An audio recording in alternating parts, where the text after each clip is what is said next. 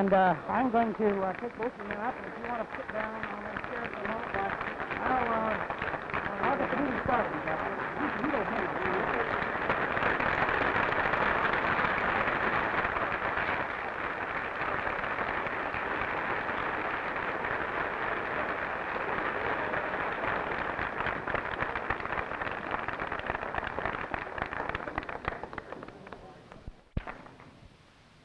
Thank you very much. I'm very happy, pleased to be here this afternoon. I think it's particularly appropriate that I should come here. I feel I have a close identification and association with all of you who study here. I took math, school, and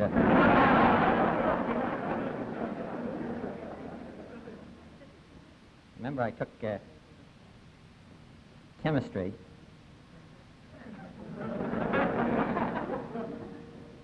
And F was not fair, but was failure. And I got a double F. So I have nothing but the greatest admiration for all of you and what you're doing, study that you're undertaking, and really the contributions that you can make in society and this country today. There's great need, as all of you know, the kind of ability and skill that all of you have learned here. Given the possibility that the closure vote was failed, scheduled for, what would the administration or the Senate leaders plan on doing next in that event? Well, we plan to have it passed.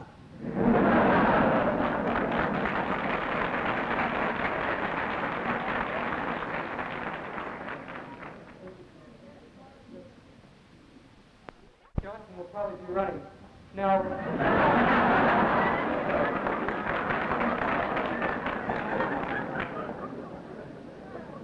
he has come out in favor of the civil rights going through the Congress, and as a result, he has made much antagonism with the Southerners. What is he trying to do to appease them anyway, and trying to get their vote, since it might be critical in the election? I understand, from at least from the polls and from every other source of information that we have, that he's very popular in the South. I see no indication that he is not. I think President Kennedy would have had much more difficulty in the South than President Johnson will, but I think that coming from Texas and this association with Southerners, that he's very popular in the South, and I don't think his stand really on civil rights has hurt him materially.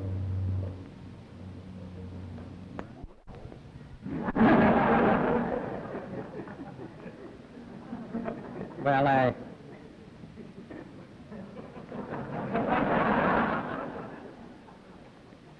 lot of Republicans like him. Years ago, they had a phenomenon in the United States where people swallowed goldfish.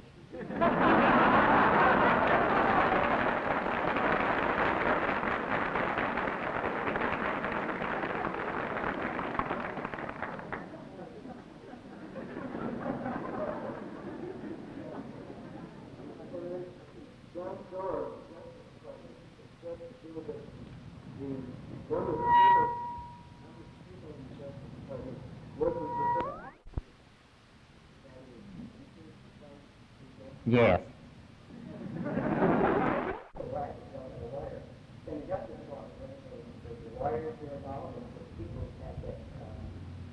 Well, I think that has been a problem, and we have done something. President Kennedy started it, and we had a meeting last summer, just about a year ago now, this month, with leading lawyers, or lawyers from all over the country. About 500 of them came to the Department of Justice, and this very subject was discussed. A committee was formed of lawyers, and they have, where an individual who gets into difficulty in the South, or where there are these kind of problems, this lawyers committee provides a local lawyer for the individual, or if that's impossible, as it is, for instance, in the state of Mississippi. State of Mississippi, there are 3 Negro lawyers in the whole state, and no white lawyer will take a civil rights case, or has ever taken a civil rights case. So an individual gets a problem there, he has problems. And so the committee will either furnish a lawyer, obtain a lawyer at the local level, or they will furnish a lawyer from outside the state to give protection to the individual. I haven't made up my mind what I'm going to do in the future.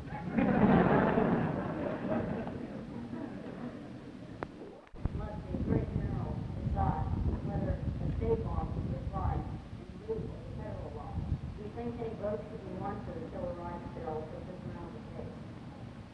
No, and I don't know quite what you refer to. I don't know exactly what that refers to. Decision on that either. I haven't made any decision about what I'm going to do in the future. A lot of people have had, both friends and enemies have had suggestions. To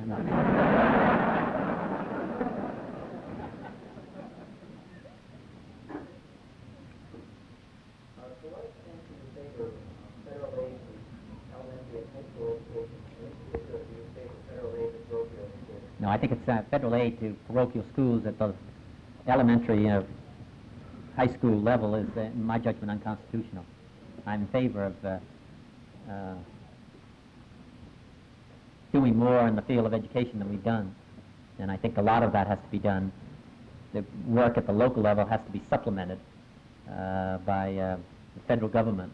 And the President Kennedy introduced the legislation, which was the most far-reaching legislation in the field of education.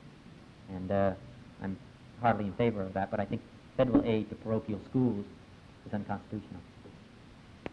With Mr. Sukarno as being the head of a country that's got 100 million population, and a rather important country in Southeast Asia, and important that it doesn't go communist, and that we try to avoid a war in Southeast Asia between the Malaysians and the Indonesians. And I thought that it was important to try to bring the Malaysians and the Indonesians to the conference table, to try to resolve their difficulties as well as the Filipinos. That was my effort. And they went to a conference table and stayed for a short period of time. Then they went back in the jungle to shoot each other again. And now it's possible that they go to a conference table. I think that's what is important. I don't think it's in the interests of the Indonesians, the Malaysians, the Filipinos, and certainly the United States and the Australians and the British, who will be brought into a war if they fight. And I think it's also in our interests. Indonesia is the 5th largest nation in the world with the largest communist party outside the communist bloc, to prevent them from going communistic. Their policy of destroying Malaysia, I disagree with. I think that is a more correct account and appraisal of my point of view than the one that apparently you read.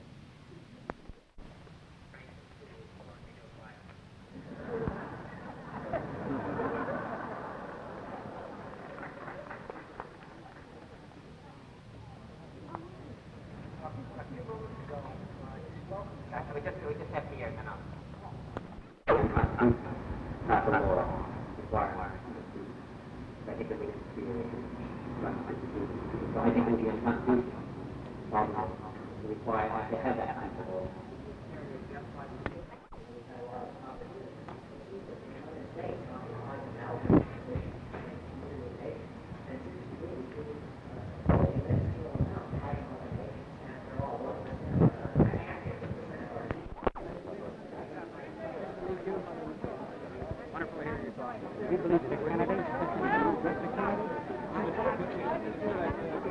Mr. Kennedy, may I ask you a question about youth and crime and juveniles?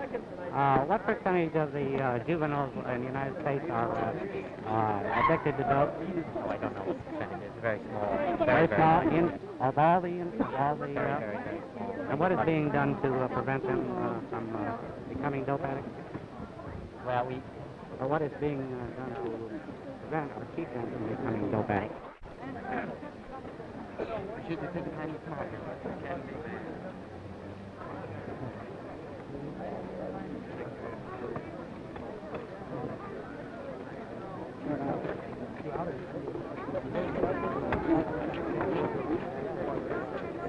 How much U.S. taxpayer pays for the wheat sent to Russia every year? How much I just don't know what the